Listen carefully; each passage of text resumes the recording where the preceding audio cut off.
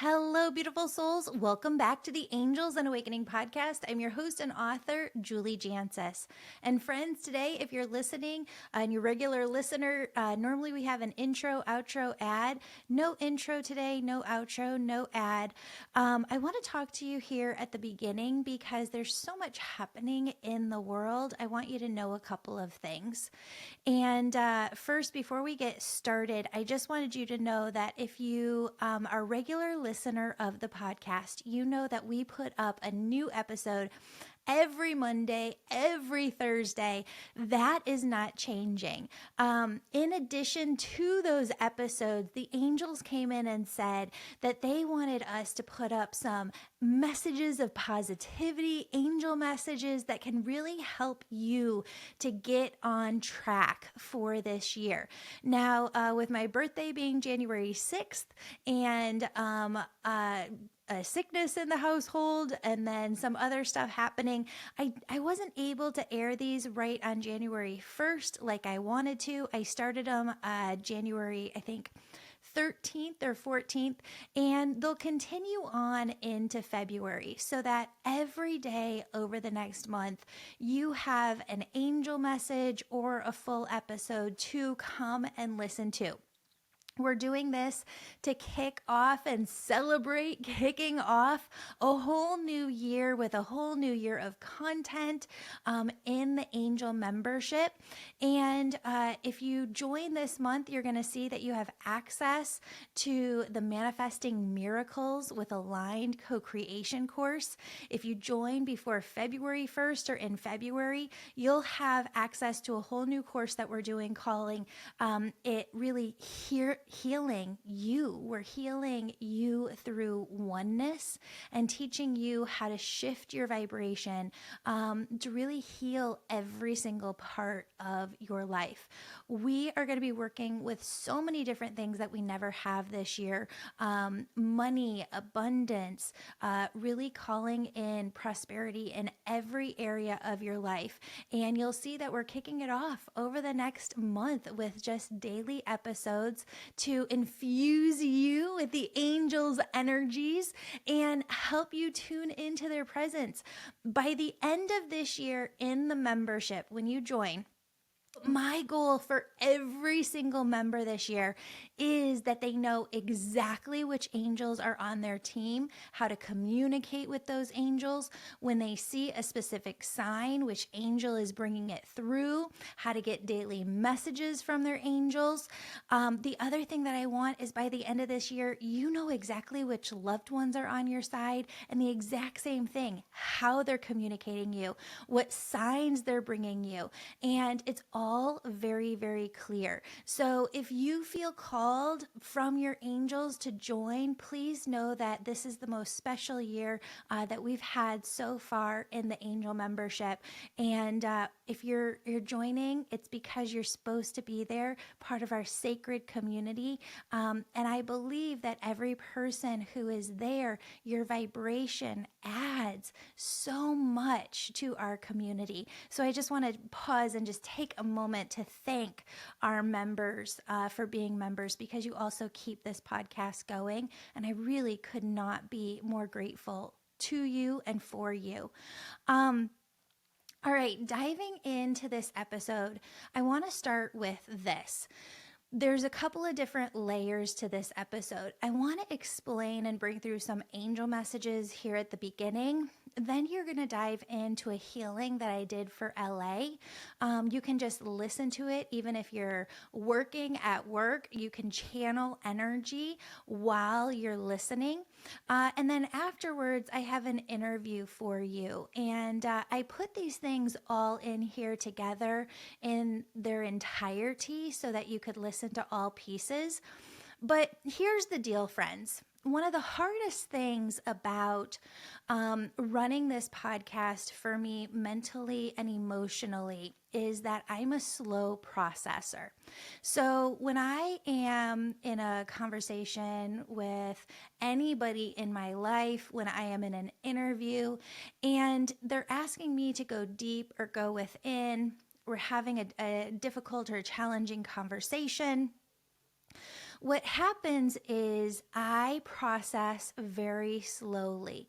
I absorb the vibrations around me. I process them, and I'm one of those people that like 5 days later wakes up and is thinking, oh, I should have said this. I should have said this.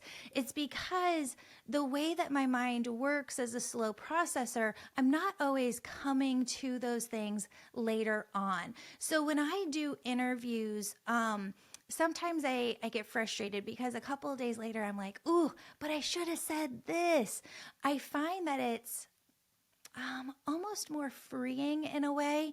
It feels like a different energy when I get to come on and do solos, because when I'm doing those solos, they're honestly either one of two things that I'm channeling in the moment. And so you know that they're not coming from me because I'm not processing them at all. It's just what spirit is bringing through. Or they are things in solo episodes that I have thought about and prayed on and talked to the angels about for eons.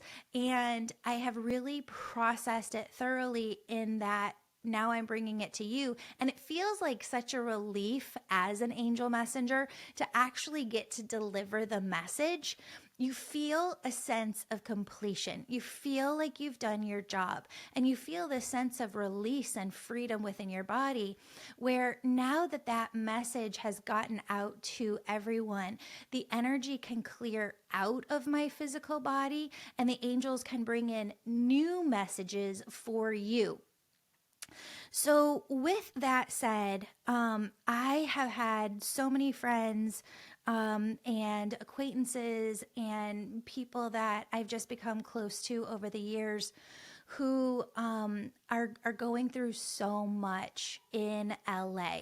And I want you to tune into your own vibration as I talk about this next piece, because maybe you're like me, maybe you feel things and you process things differently, but there have been so many times in my life where something very, very major happens, whether it's a hurricane, a natural disaster of some format. When I was in college, I actually witnessed somebody pass away right in front of me unexpectedly at a party. Major, things, you're watching the news and we've all seen it. There are big, big things that happen.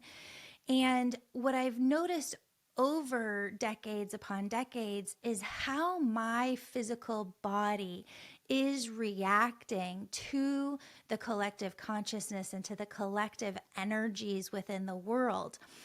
How we're all reacting, right? And I think what we each feel specifically within our physical bodies, that's different for each person. What happens for me is energetically, I feel like my energy is paralyzed. It's not moving within my mind, within my body, within my heart, until I put my intention on sending it to the place that needs it. So I really get into this mode when anything happens, and I've done this for decades, where I'm in a constant state of prayer, a constant state of just sending my energy where it needs to go. Sending that energy to people in LA, to people who have lost their homes, to people who don't know still if they're going to lose their homes, the animals, just seeing God, universe, source energy move in through the crown of my head, sending it out to everyone who needs it. I bring this up because I think that there are a lot of people who would say, Julie, going into that where your energy is more paralyzed is a response that we don't want to have. Some people make it out to be negative, but I don't see it that way. I think it's a very profound and sacred response to suffering in the world. And I want to reframe it, because if you feel that way too, where you just have your energy get paralyzed, I think it's speaking to something within you that you need to understand. it could be that that paralysis is your body's way of honoring the magnitude of the events at hand. It's also a way that your soul is pausing to fully witness the pain, acknowledging the gravity of what has occurred. This deep empathy is a powerful gift that aligns with, I believe, our growth and evolution and the way that we contribute to the collective consciousness. So instead of seeing it as paralyzed energy, what the angels have started to say is see it as stillness with purpose. I'm going to say that again. See it as stillness with purpose. And it's just this natural pause that allows you to redirect your focus inward, connect with God, universe, source energy, and then from that oneness, that place of the highest vibration that is, channel your energy and send it outward to be healing and to allow that healing to go where it is needed within the world. One more thing that I just want you to know, if you're a person whose energy gets paralyzed, I also believe it's a sign of being an energy healer.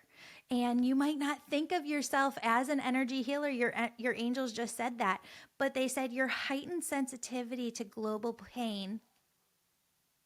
Your heightened sensitivity to global pain suggests that you're naturally attuned to the collective energy. This means that you can act as a vessel helping to transmute heavy emotions into healing vibrations. They want you to think of your stillness as calm before releasing waves of love and compassion into the world. I just love that visual.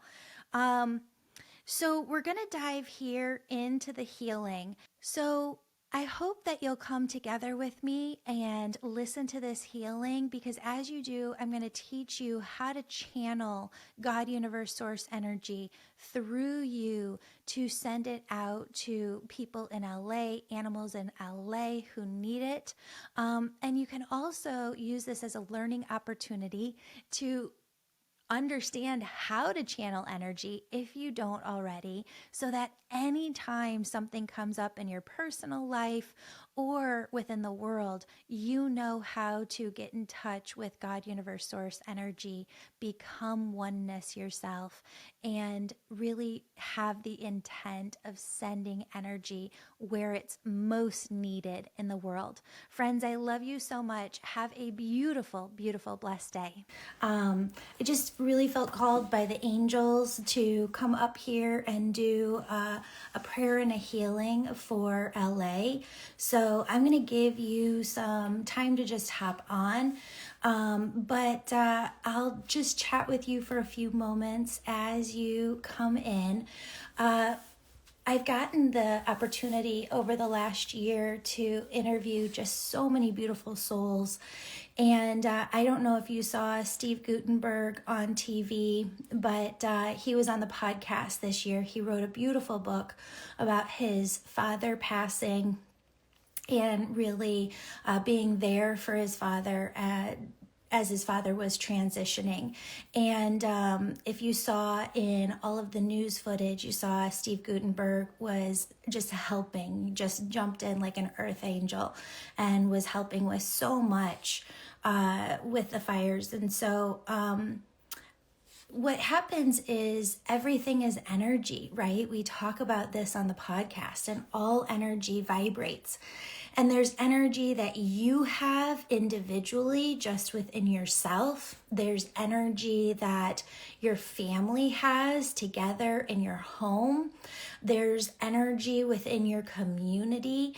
And there's energy globally as a collective. Our energy can be singulate within ourselves, but it can also really deeply fuse in with other people's energies.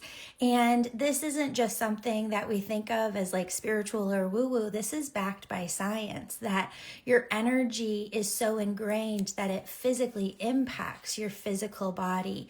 And so I have struggled over the years with when bigger things happen in life, how to feel that and how to process that within my physical body. What am I talking about?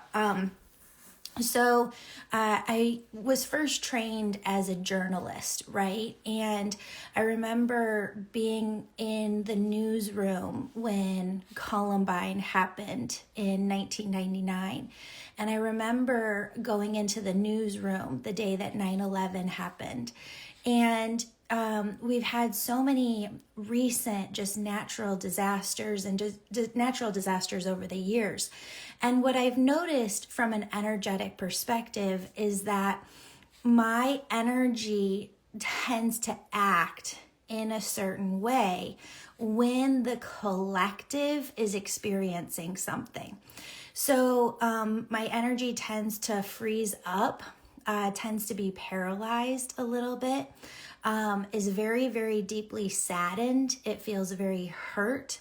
And I almost feel energetically, and maybe you can relate to this as an empath, when there's something happening on a very major scale, I have to do a lot of extra work on my energy just to process and to bring myself and my own energy back to baseline, because what I believe is that as an energetic thread, all of our individual energies work together too. So when we feel and process how we're reacting to a natural disaster like the fires that happened in LA, and we work on our own energy and we come together like this to really send energy and send love, it's shifting the vibration. And there's been a lot done scientifically on that too, that coming together and helping send healing, praying, unifying our energy all together here really does help. So I'm going to lead us through a prayer and healing. And what I want you to know is that when I do this, right, like I hold up my hands like this, what I'm doing is asking God, Universe, Source energy to come through my crown, the crown of my head, down through my head, my neck, through my shoulders, through my arms, and then out here. And I visualize with the intent of my mind that what I'm doing is calling in God, Universe, Source energy, because it's the highest vibration that is, and sending it over to everybody impacted in LA, people who have lost someone, the animals out there. Oh my God, don't even get me started on the animals. My heart, I've been in tears the last few days, just like watching the news. It's just been really, really heavy. What the angels want you to know as you're listening is that you have the ability, you don't have to have any training in the past. You have the ability to direct energy with your mind and with your intention, okay? Now, I just want you to know one thing before we do this, that if you've never channeled energy before, what I want you to know is that it's not coming from you, okay? So it can't hurt you. It can't deplete your energy. We're not taking energy away from you. When you send energy and when you channel energy, you are asking for it to come from God, Universe, Source, through you to those who need it. And because we're doing it in that way, that process, it's not coming from your physical body. It's not coming from your pure energy. It's coming from God through you. And so because God, Universe, Source is this limitless, vast, infinite energy of unconditional love and support and strength and goodness and everything that we need, it can't be depleted. So it's going to come through you to those who need it. And many people don't feel depleted after. They actually feel energized, because one of the byproducts of doing this work is that as you're channeling energy and sending energy, your energy within is shifting too. Because I want you to think, as God, Universe, Source energy is coming through you, through your hands to everyone who needs it, what ends up happening is it's in your body, right? And it's changing the molecules, it's changing the cells, it's working in the tissues of your body. And so you're becoming more of that oneness, God, universe, source energy as well. It's not the reason, it's not the intention that we do healing work to help others. The helping and the serving is always the intent, but there is a byproduct of being a healer and doing energetic work, intuitive work. It actually heals you as you heal others. So what I'm going to have you do is get comfortable now so that we can channel energy together. We can send love and support to everyone in LA. And friends, I know that I've been really emotional the last couple of days. And if you feel really emotional, your angels are just saying to let you know that you can start this, stop it, come back to it. I will put it up live so that you can come back. I'll post it after this. So you can come back to this as many times as you want. But just go easy on yourself too, because I truly believe that the healers, the intuitives in the world are some of the biggest key vibration holders. And you've probably been feeling so much because you're working through the energy on behalf of the collective already. So I'm just going to have you close your eyes. And I want you to begin by taking a deep breath in, but you're breathing in through your heart.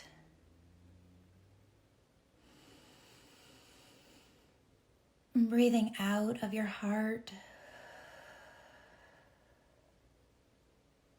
Breathing in through your heart. And breathing out.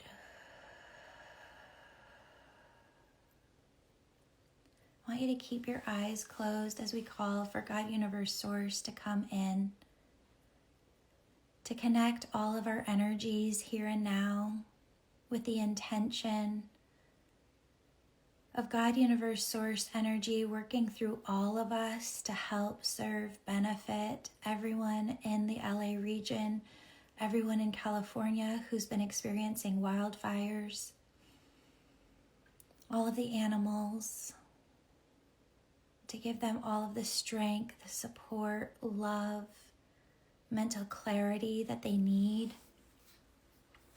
And as you continue to take a deep breath in and as you continue to breathe out, I just want you to feel yourself grounding into this moment. You can place your hands over your heart, call in your angels, feel and see your angels surrounding you. Feel and see angels surrounding LA, the fires that are still burning, angels working with the winds, angels working with the weather, the conditions. We ask God, Universe, Source, and we visualize within our minds rain coming to California. We see big clouds of rain coming in where they're needed, raining down droplets that fill the dry earth with moisture.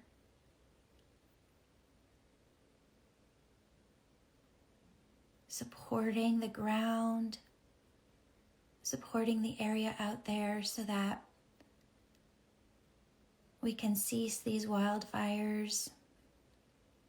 We can stop more from happening in the future. And I want you to feel Archangel Michael come in to everyone, every person who's been impacted, whether they're in LA or not. And I want you to see Archangel Michael at each soul's side. Archangel Michael brings them strength, courage, helping them to be bigger than the fear that they have. Michael helps them to see a future for themselves where the situation made them better, brought them more.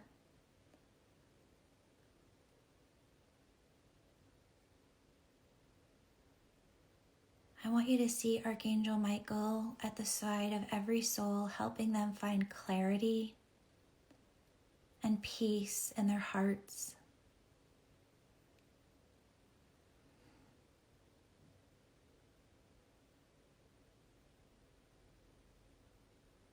I want you to see Archangel Ariel, Master Angel of nature and all of the animals. I want you to feel, because this is the truth, Archangel Ariel has already been working in the hearts of so many people to just plant a seed of caring and love for animals in that area.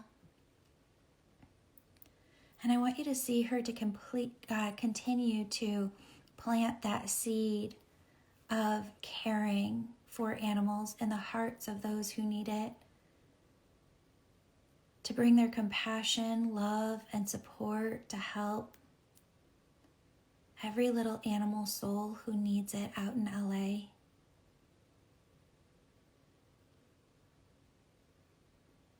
Whether those are wildlife animals, domestic animals, I want you to see that there are angels at the side of every animal, helping them feel loved, supported, surrounded.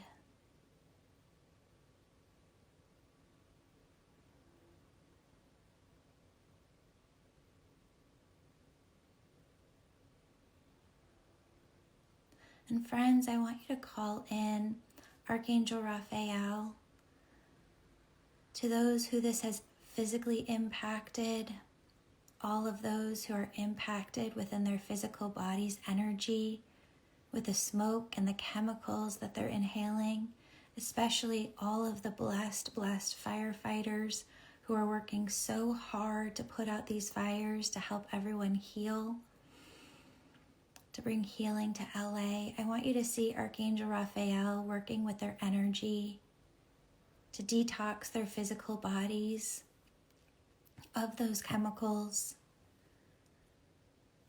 I want you to see Archangel Raphael and his team of healer angels working with all of the firefighters to keep them strong, to keep their bodies healthy.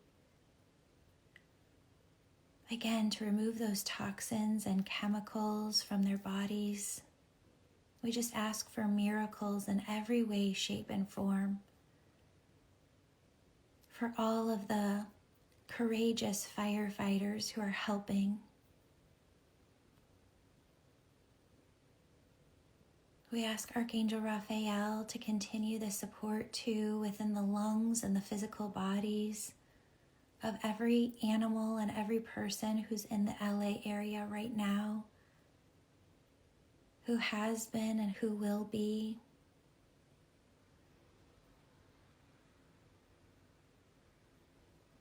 And friends, I want you to see Archangel Raziel stepping forward. Raziel wants us to work with him right now. For everyone who is displaced, Archangel Raziel has been working overtime to make sure that every single person has a place to go, has support, is able to rebuild. Archangel Raziel is working miracles with the insurance companies as well.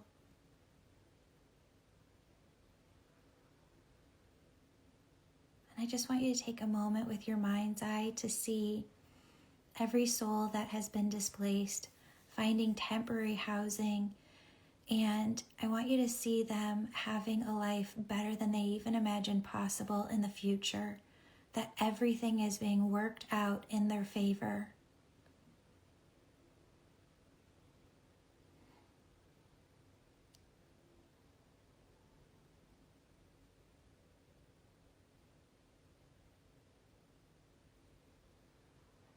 There are so many miracles that I've already started to hear about coming from people who survived and just intuitively helped others get to safety as well. And I just want us to thank all of the loved ones on people's spirit teams on the other side, because I have really felt and heard so many of them whispering, getting help for their loved ones. And I just want us to send some gratitude to God, Universe, Source, the angels, everyone's spirit teams, because they've already been doing so much to help this situation. I hope you feel that too, as we're all sending this gratitude. I just feel this very high vibrational energy through all of us, just lifting up to God, Universe, Source energy. God, Universe, Source, we place your shield of protection over the firefighters, first responders, and volunteers. Give them strength, courage, and endurance to face the flames. Guide them safely through their tasks and ensure that they're always protected by your beautiful oneness energy.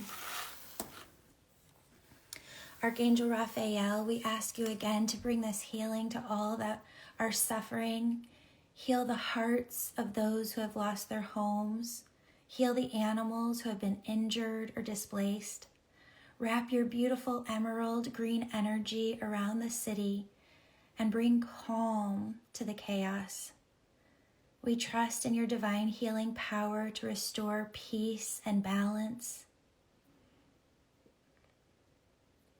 Archangel Ariel, again, we ask you to just protect all of the animals, guide them to safety, ensure they're met with compassionate hands. And God, Universe, Source, we ask you to send rain to nourish the dry earth, bringing renewal to the lands that have been affected. Archangel Gabriel, we ask you to bring through divine messages of hope, whisper words of comfort and reassurance to those who are afraid. Remind them that they're never alone, and ask the angels to walk beside them every step of the way. Now I want you to imagine a golden energy pouring down from God, Universe, Source. This energy carries the essence of peace, protection, and divine healing. Visualize this golden energy spreading over the city of Los Angeles. See it covering homes, the streets, churches, schools, the mountains and skies. And I want you to imagine the flames shrinking under this beautiful divine energy. I want you to see and visualize with your mind's eye these flames shrinking until they're completely extinguished. And in place of the fire, I want you to see the land completely regenerated with green grass growing, beautiful trees blooming, animals returning to their natural habitat. The skies are clear. The air is pure and fresh again. See the angels spreading their wings over the city. See Archangel Michael's brilliant blue energy surrounding the firefighters and first responders, giving them protection, giving them strength. Archangel Michael and Archangel Raphael's energies flow into the hearts of all those who are hurting, bringing healing to those in pain. And Archangel Ariel's soft pink energy embraces every animal, guiding them to safety, healing their wounds, calming their fears. And Archangel Gabriel's beautiful white energy moves through the city, bringing peace, hope, clarity to everyone affected. I want you to breathe deeply and send your own prayer, love, and oneness, universal energy into the city itself.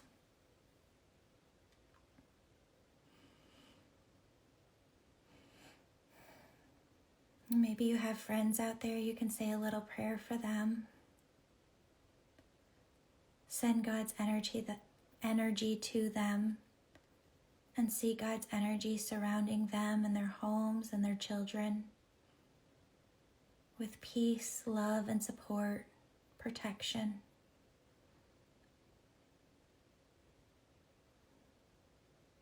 In this we pray, amen. Friends, I love you so much. I hope that you loved this. Please let me know below. And I hope that you have a beautiful, beautiful, blessed day. Thank you for being here. And thank you for allowing our energies to come together in support of a greater good. Mwah. Have a beautiful, beautiful, blessed day. Hello, beautiful souls. Welcome back to the Angels and Awakening podcast. I'm your host and author, Julie Jancis. Friends, we have a very special guest today. If you've ever seen him over on Instagram, I love the way he starts every single video, just really tuning into your heart and welcoming you with a big hi.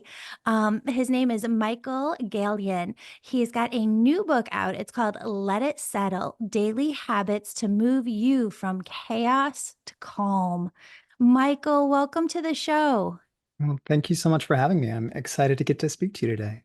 Yeah. So I'm going to let our podcast listeners know we're recording this on Thursday, January 9th. But we were going to have it air in February. But given everything that's happening in LA right now, the wildfires, I thought that this is a really important topic that you speak on to help all of us. And I'm just going to kind of tee you up here for this question, and maybe you can walk us through a little healing together. But, we go through all of these chaotic moments together as a collective. And even though these wildfires are happening all the way out in LA, you're in New York, I'm in Chicago. I've just been watching the news in tears, and I just can't even imagine. My heart just breaks for these families who had to flee so fast and take nothing with them. And they wake up in the morning just thinking everything is going to be great, and everything changes in the blink of an eye. And I wanted to kind of walk into this a couple of different ways because I have a background in news. And I Mm. remember being with my fellow writers in the newsroom when Columbine happened. And I remember going into the newsroom the day of 9/11, and you just, I think maybe everybody handles it differently, and maybe you can speak to this. But for me and my body, I know my energy very well. In those moments of just complete chaos and trauma and heartbreak, everything feels paralyzed within the energy of my body. And it just feels frozen. And I didn't know if you could speak to that. Yeah, I think in moments like you spoke about, in these big kind of life-altering moments, which I do think the fires in California it's a life-altering moment for all of us to see this level of devastation all at once is similar to 9/11, is similar to Columbine, these kind of collective experiences of pain.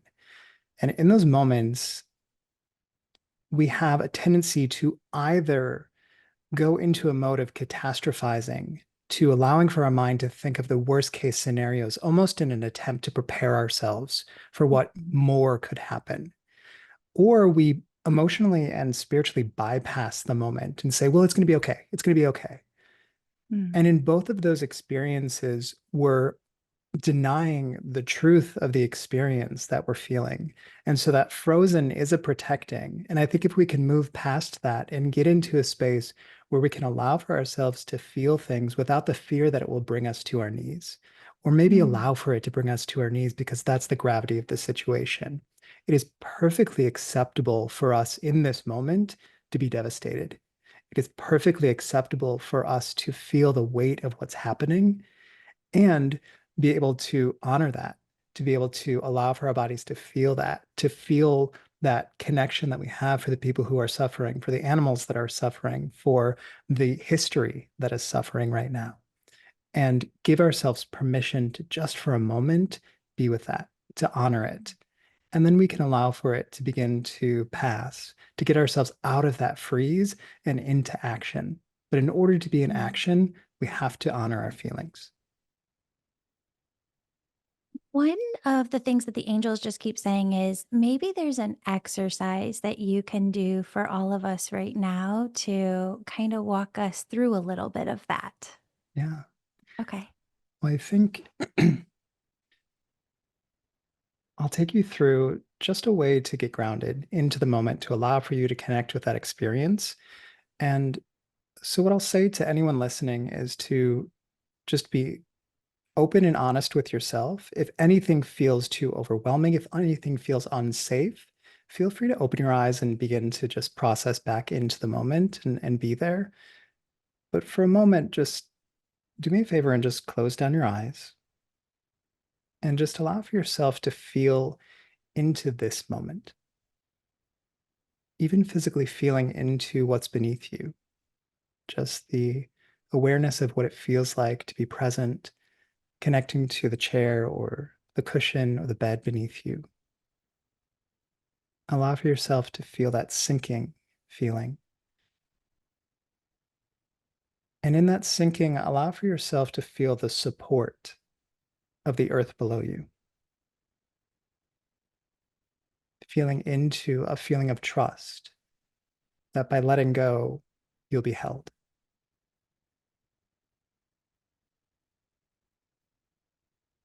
And as you let yourself feel into that feeling of being held, start to also become aware of the openness of space around you, the space in front of you, the space behind you, the space to either side of you and above you. Just this vast openness.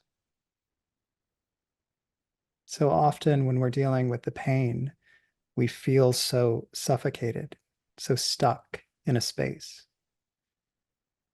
And just for a moment, regardless of what's going on in your body, start to connect with that feeling of openness around you, knowing that with each breath, there is a moment to expand and a moment to come back to center. And just give yourself permission with each breath to press into the openness of space and then return back to center.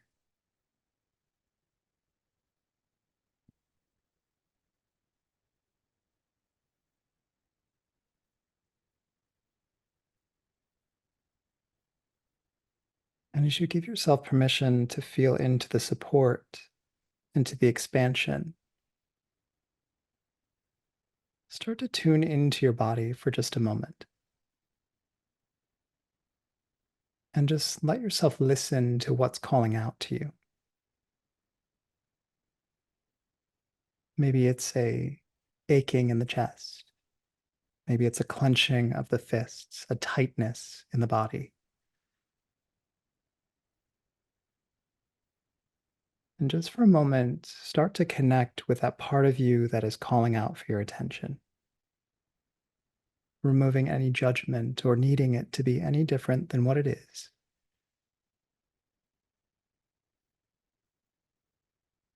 And as you feel into that part, that physical connection to whatever's coming up for you,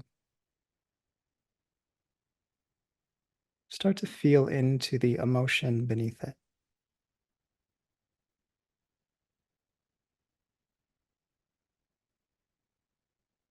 Within that tension, what is the emotional connection there? In this time of unrest, is there a is there a pain? Is there a fear? Whatever it is, without feeling frozen, just give yourself permission to let that be with you.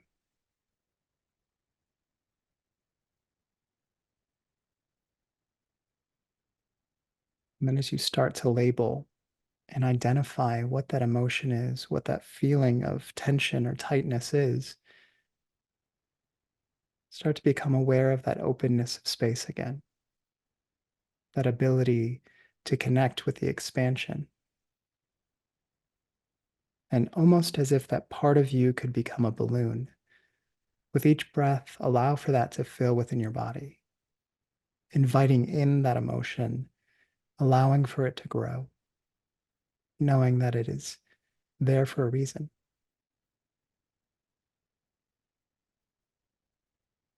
And as you settle into that feeling, start to remind yourself that it's there for a reason and that you can honor it.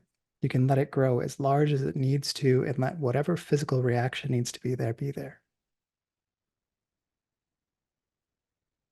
So let yourself be with that emotion today.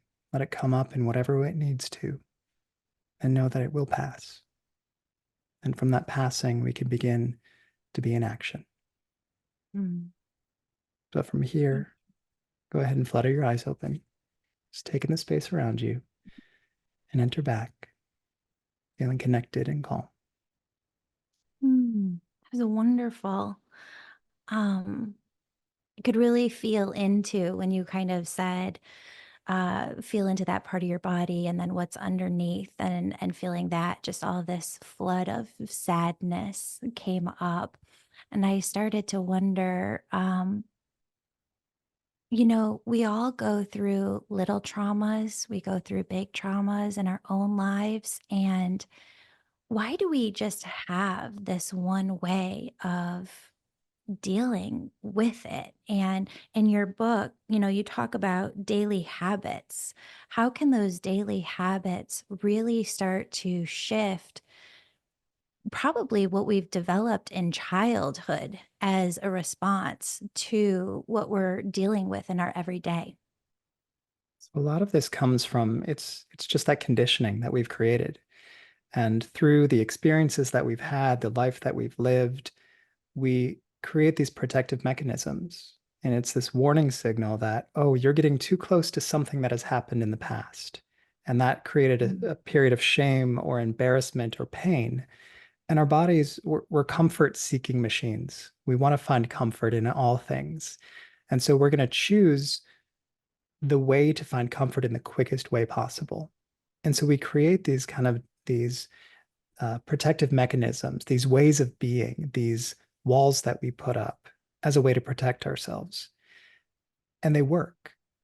They've worked in the past. And so we just continue to use them because why would we stop using something that's working? But Mhm. what we're not recognizing is that as we grow and as we develop and we build new tools, those protective mechanisms are not needed in the way that they were before. And in fact, they may be hindering our growth and development. Mm. And so the first step here is really through mindfulness becoming aware.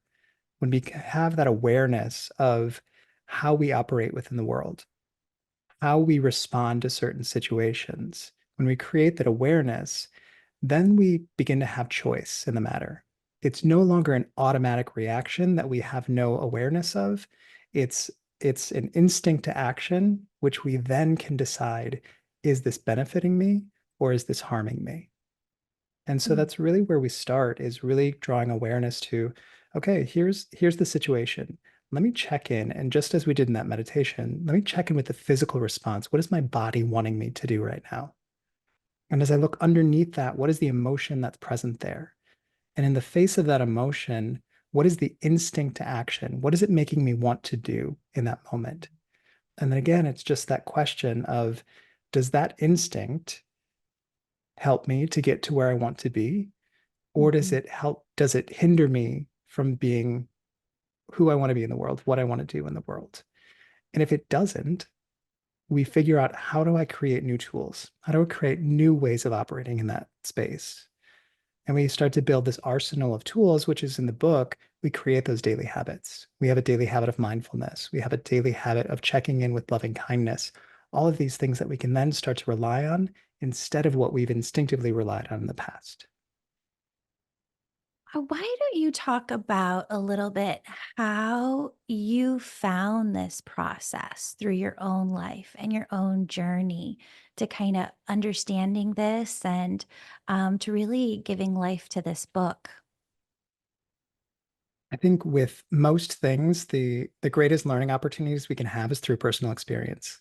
And so a lot of this came out of my own extreme anxiety and trauma from childhood that carried with me and started to manifest in ways that I was using those protective mechanisms in a way that was keeping me so stuck in my life, that was keeping me away from a career that I wanted to be in because I was too afraid. It was starting to develop these severe panic attacks. I live in New York, and so it is the loudest place on earth. As many, if you've been here, it is loud and chaotic and crazy. And in my early 20s, was living here and pursuing a career in musical theater.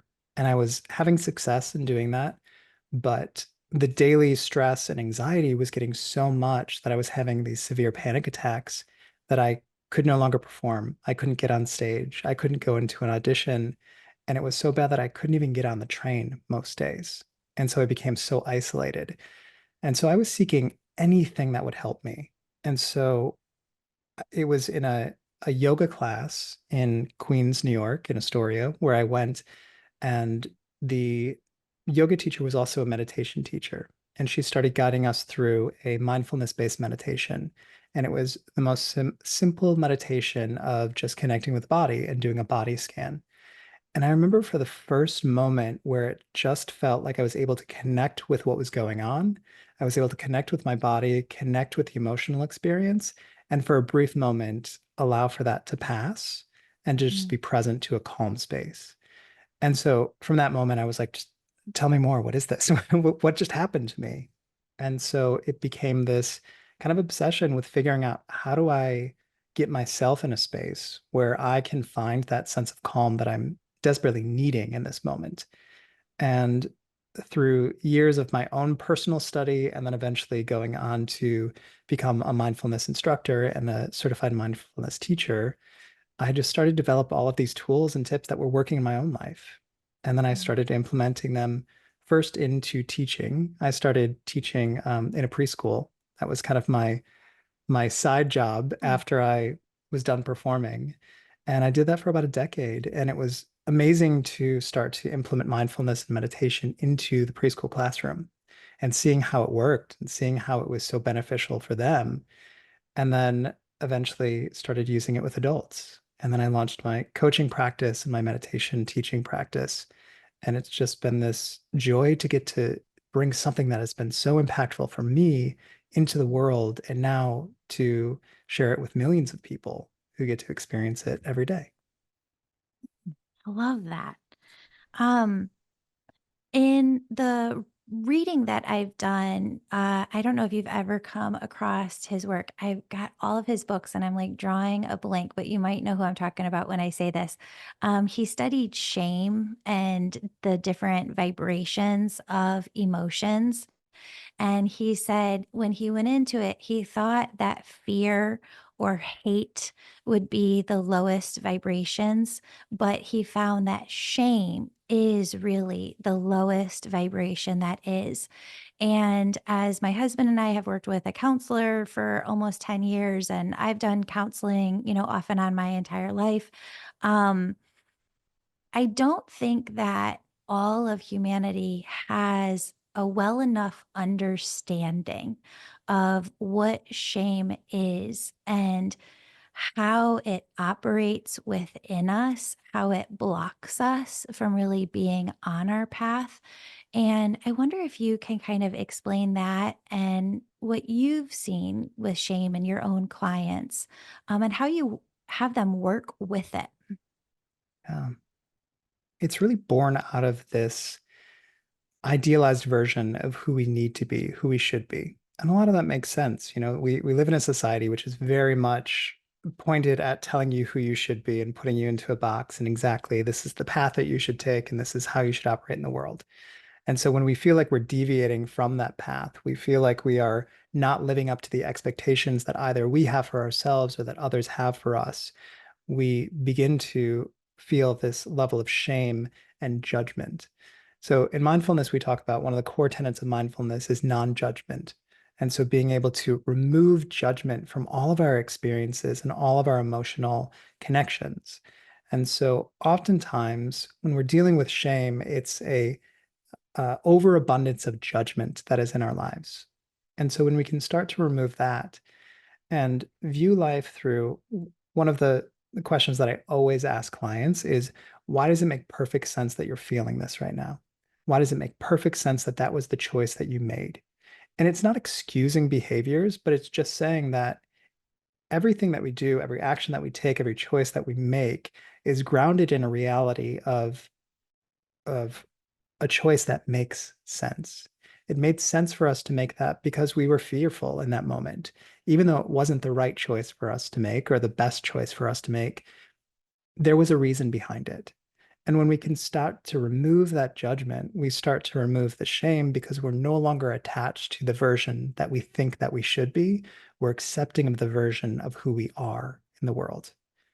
And so that's what I think that people can really benefit from is just having that moment of knowing that without changing a thing about yourself, you are perfect and whole, and that there is no idealized version of you that you need to be. You can want to grow, you can want to change, but it's not a requirement in order for you to be worthy, to be whole, to be perfect. Oh, you're muted. Thank you. And you can hold those things at the same time that you are perfect. I would say that you're one with all that is God, universe, source. Your soul is perfect and have those wants, dreams, desires at the same time. Yeah. And they need Yeah. to coexist. Yeah. They need to because it's because you are whole and you are perfect, you are worthy of the things that you desire at the same time. And so it's totally okay. And that's holding that gratitude for where you are in your life, that reverence for where you are in your life, but also a desire for more. And both are okay. Mhm. I was having this conversation with my members the other day. We're focused in on manifesting miracles with aligned co creation this month. And I really have seen within all of my clients and people that I've worked with over the years that you have to choose, though, one more than the other because we all hold judgments within. But a lot of times, and I have a lot of this within my family history, just constant criticalness, right? Mhm. Constant judgmentalness and inward, backward talking, of one another. And it was really toxic. You can have judgment or you can have building, co creating, manifesting. You have to choose one more so than the other, though, I see, to push the needle forward in your life. You kind of have to be aware of that judgment and realize that that can also impact you in your future in your present right now of where you want to go. There's so much that holds people back because they've had that judgment in their family history. They think, oh, well, if I go do this thing or if I try this new thing or, speak out about this and be who they are, they're going to get criticized. And I, Yeah. I see so often it just blocks people from really creating the lives that they want. Yeah. And a lot of that stems from the energy that we put behind growth. Mm. And the metaphor that I like to illustrate here is there's many ways to get from here to there. And I like to think of it as, if you have a horse who you're trying to get from this side of the field all the way to the other side of the field, there's a few ways that you can do that. So the first way is you can stand all the way over the other side and you can just wave your hand and say, "Hey, come here." Or you can take a whip and you can whip that horse and you can make it move really, really fast. The problem with that is if you're on the other side just waving, the horse might not see you. It might take a lot longer for them to actually get there and they may choose not to go there. If you whip the horse, it's going to create fear. It's going to create an urgency for them to move really quickly, and maybe they're going to burn out before they actually get to the other side. It's also going to create a feeling of distrust in you moving Mm. forward. Or you can move there and you can go and you can gently guide it to the other side. And that is the way that I want people to start to think about how can you start to move towards the life that you want is being there and being with yourself to be able to recognize that you being there and gently moving forward with yourself is the way that you're going to actually be able to continue moving forward. It's not burning you out. It's not putting such extra stress on your body, and it's creating a space where there's not judgment and where there is an uplifting presence in that moment. That's amazing. You know, what's really fascinating about your work too is working with preschoolers and then working with adults too. And preschoolers have this energy just when they're so young of they haven't been influenced by the world and they're so pure and they're so innocent. And I really believe that they're more connected in that way to the other side and more so acting as their soul self in those early years. Ah. What can we learn too, or what have you learned from just working with these two kind of polar opposite age groups? And what can adults learn from the youngins? I think it's really interesting. I think children are such just bundles of emotion, and they're so instinctively driven. It's I have a feeling and I'm just going to act on what that feeling is. And I think adults do that, but it's covered up with an air of I'm not supposed to be doing that. It's this feeling of judgment that blankets us where it's this I'm not going to trust my instincts. I'm not going to listen to my emotional responses. And so Mhm. with children, it's training them to be able to say, okay, we can have those feelings, we can have those instincts, we can have those, and that's totally okay. But let's figure out the decision. What's best for us. And the same is true for adults. It's just allowing for yourself to really, without judgment, understand your instincts, to understand how you react to certain situations, trusting that intuition, trusting that, but then also deciding what's in your best interest, what's best for you, and what's best for the world around you. So they're very similar. I mean, the way that I work with kids is very similar to how I work with adults. Isn't that so cool? Yeah, it is cool. Yeah. It's fun. Yeah. Going back to your book to letting it settle, what does that look like in a practical sense for you in your daily life? So it's really taking a moment to allow for the body to settle, to connect with what does the body feel like today, allowing for that to begin to settle. It's allowing for the mind to stop racing and begin to settle.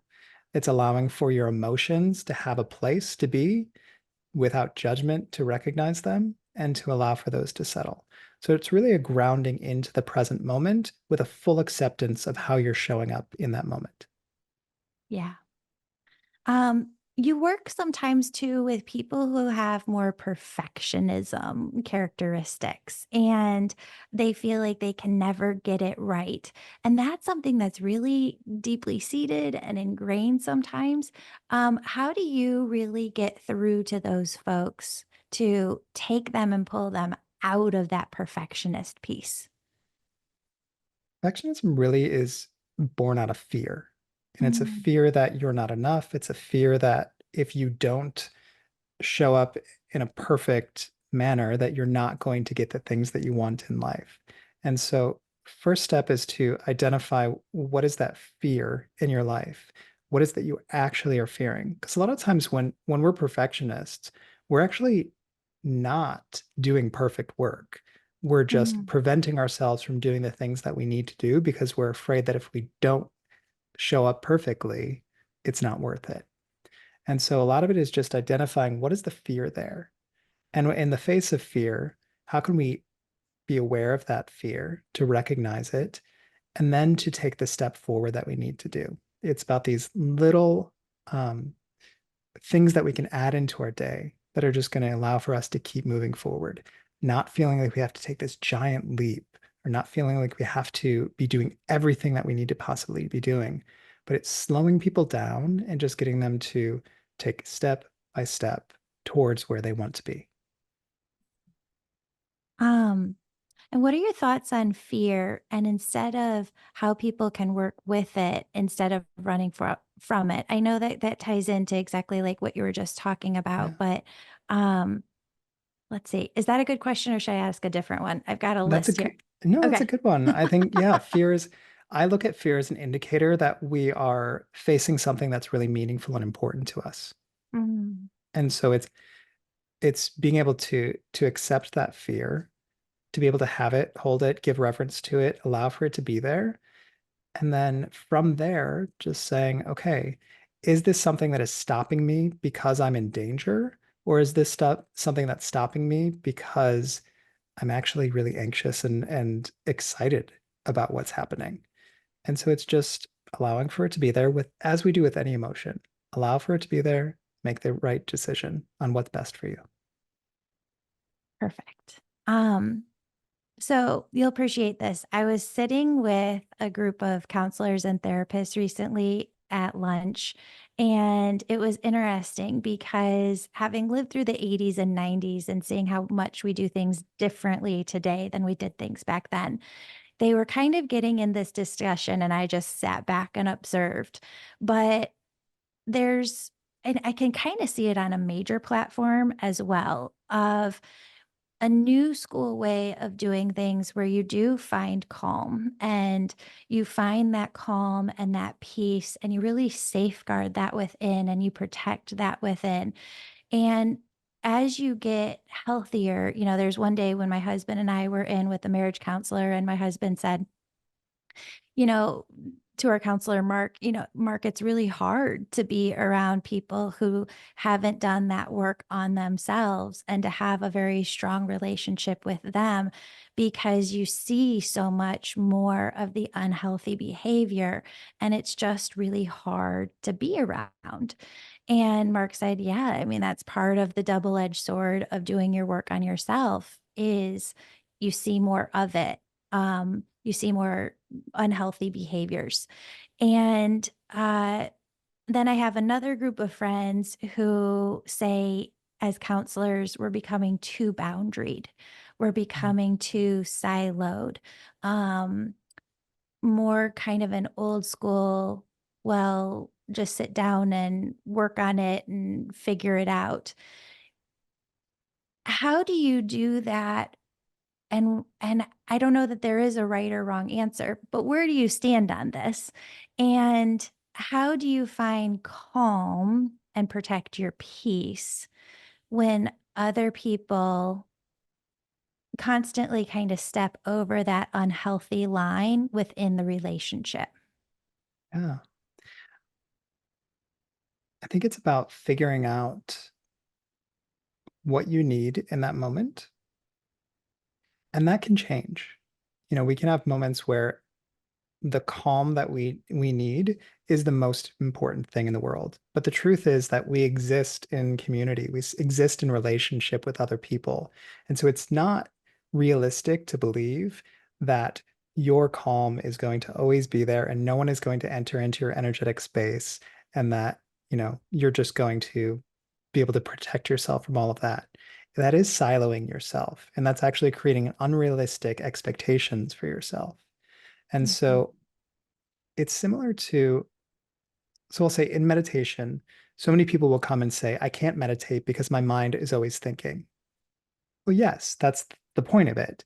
And so what we talk about is it's the conscious awareness of thought and then the redirection to a present moment activity. And so I think when we're in relationship with people, it's being aware of when our energy is being pulled. It's being aware of when we are moving away from our sense of calm and then making the conscious choice to redirect in the way that's best for us. So it's not bad that they're taking our calm away. It's just deciding, can I sustain this? Is this okay for me? Or do I need to put up a boundary here? So that keeps you away from having to be so protective and so boundaried that you can't let people in. But it's allowing for you to just have that awareness of, okay, we're getting to a point where this isn't a healthy. Now I'm going to put up a boundary. Now I'm going to protect my peace and come back. So it's just that awareness and redirecting. Interesting. How has that shown up in your life? And I also feel like you're so great at just different exercises and the daily tools that you've created. I wonder if you could share a couple with the audience that has just really transformed your life in such a miraculous way. Yeah, a lot of them are rooted in mindfulness. That's a big component of my teaching. And it really is coming back to that present moment. And so figuring out different ways that we can do this. A lot of this just comes from being a preschool teacher, and you have to just come up with a million different things for kids to do because their attention span is 3 seconds long. And so it's how can we come up with ways that's going to excite them, engage them, and get them to do what's best for them. And so one of the things I talk about in the book is in very easy methods, 5, 4, 3, 2, 1 grounding technique for anxiety. And so in those moments where you're feeling like your mind is racing, like you're not connected to your body, you feel frozen, you're just connecting back to the present moment experience by looking at around you and seeing first 5 things that you can see with your eyes, then Mhm. connecting with 4 things that you can physically touch around you, connect with your sense of touch, then opening your ears and finding 3 things that you can hear, 2 things you can smell, and 1 thing that you can taste. So that's just allowing for you to become aware of what actually is happening around us, become aware of your senses. And in those moments, you can notice that your mind can't be thinking of all the catastrophizing things that it might be because you're so aware of the present moment. And so Mm. that's a great one. Another one we have in the book is that there's somatic tools that can really help as well. So one of my favorite is, which adults love this more than kids, I think, but it's the butterfly hug, where you simply take your hands and it looks like you have a little butterfly right here, and you're just tapping from side to side.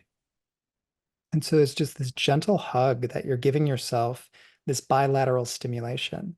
So it's actually activating both sides of your brain so you can have the logical and emotional sides both connected. And so you're not just fully working on an emotional response to something, but you're allowing for yourself to have that logic included in there. And so it's just this gentle caressing of yourself back and forth. Similar to in therapy, they'll do the bilateral stimulation when you're working with trauma work, but it's because you're taking something that is so emotionally driven and you're adding the ability to have logic in there.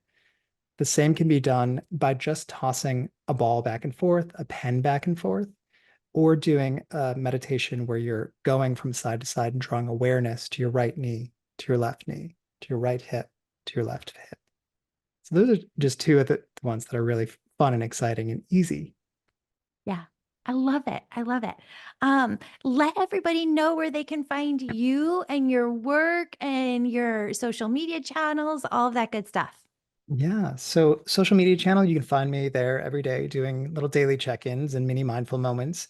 So Michael.Galyon is my Instagram, or Coach Michael 1 on TikTok. Although by the time this airs, TikTok might be gone, so we're not sure.